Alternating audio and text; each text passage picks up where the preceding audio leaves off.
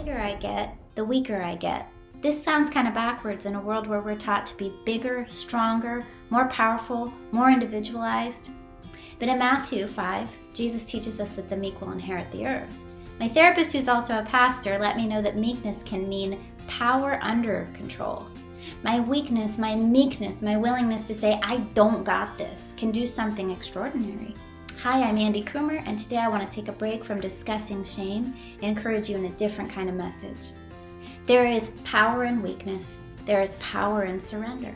Maybe this looks like surrendering an addiction. If I finally choose to seek help, I'm recognizing that bigger, louder, stronger within the problem isn't working.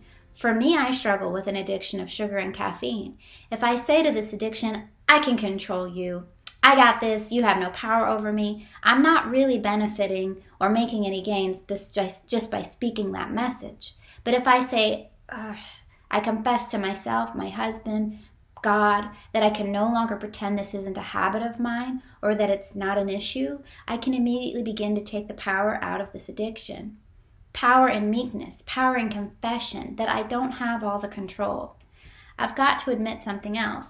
I feel very strongly that I'm called as a communicator to communicate information that uses my mistakes, my personal testimony, my weaknesses, and healing from that. But each time I make a video or get a like on my page, which isn't very often, I notice something wells up in me. I must have more, do more, be more, get more and more attention. What is that? That's not even really in my character to want that. I wonder if this feels similar to you or familiar to you in this 21st century tech age, where we know that likes hold some kind of bewildering spell on us. When I do that, I am now taking the focus off of what I really want to do, which is help others, and I put the focus on myself, which is not what I'm really intending to do. In doing so, I lose the potency of my message because in a way, I'm terrifyingly close to creating an addiction for myself, wanting more and more.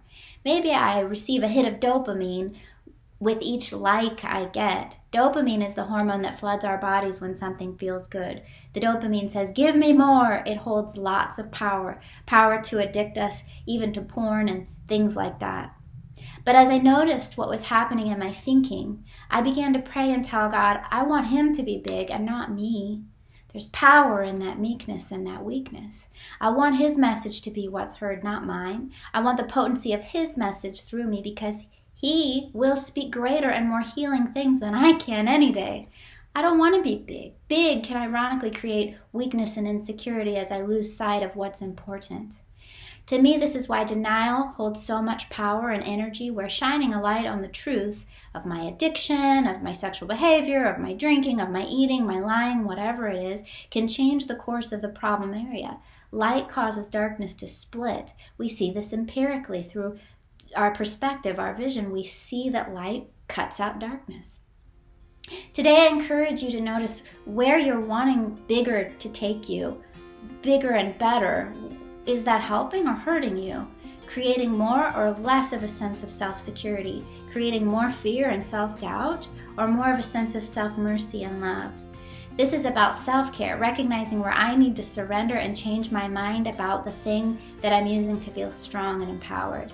Thanks for listening as we take courage together to heal and grow.